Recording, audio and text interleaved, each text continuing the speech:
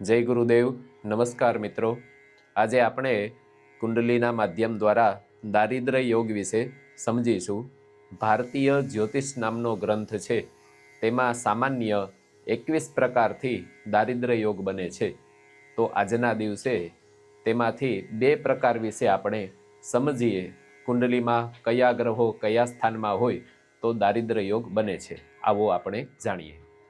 પહેલો પ્રકાર ધનેશ, મતલબ લગ્ન સ્થાનથી જે બીજું સ્થાન છે અને બીજા સ્થાનમાં જે અંક દર્શાવવામાં આવ્યો છે એમનો જે સ્વામી છે એમને ધનેશ કહેવામાં આવે.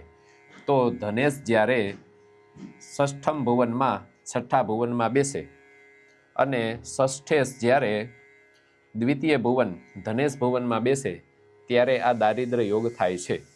સમજવા માટે અહીં 6 અંક દર્શાવેલો છે. તો કન્યા રાશિ છે, 6 અંક એટલે કન્યા રાશિનો સ્વામી બુધ છે. બુધ જ્યારે ધનેશ બની ષષ્ઠમ ભુવનમાં બેસે અને ષષ્ઠેશ મકર રાશિ છે, તો મકર રાશિનો સ્વામી શનિ બને છે. તો શનિ જ્યારે ષષ્ઠેશ બની અને ધન ભુવનમાં બિરાજમાન હોય ત્યારે આ દારિદ્ર્ય યોગ બને છે. પહેલો પ્રકાર આપણે સમજ્યા. બીજા પ્રકાર વિશે આપણે જાણીએ. દારિદ્ર્ય યોગ કુંડલીમાં કયા પ્રકારે બને છે. ષષ્ઠેશ જ્યારે વ્યય ભુવનમાં હોય, ષષ્ઠેશ મતલબ છઠ્ઠા સ્થાનમાં જે રાશિ રહેલી છે તેમનો સ્વામી વ્યય ભુવનમાં બેસે. છઠ્ઠા સ્થાનમાં મકર રાશિ છે, તો અહીં દર્શાવવામાં આવ્યું છે મકર રાશિનો સ્વામી શનિ છે. તો ષષ્ઠેશ જ્યારે વ્યય ભુવનમાં બેસે અને વ્યયસ મતલબ 12મા ભુવનમાં જે રાશિ છે, અહીં 4 અંક બતાવવામાં આવ્યો છે, મતલબ કર્ક રાશિ. તો કર્ક રાશિનો સ્વામી અહીં બતાવવામાં આવ્યો છે ચંદ્ર.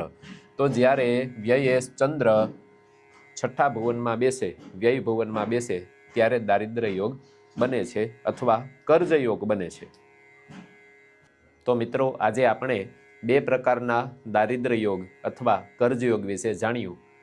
આગલા વિડીયોમાં ફરી દારિદ્ર્ય યોગ, કર્જ યોગ કુંડલીમાં કયા ગ્રહો દ્વારા બને છે તે આપણે જાણીશું. અને ભારતીય જ્યોતિષ નામના ગ્રંથમાં 21 પ્રકારના સામાન્ય ધનયોગ પણ બને છે, તેના વિશે પણ આગલા વિડીયોમાં આપણે જાણીશું. અસ્તુ. જય ગુરુદેવ.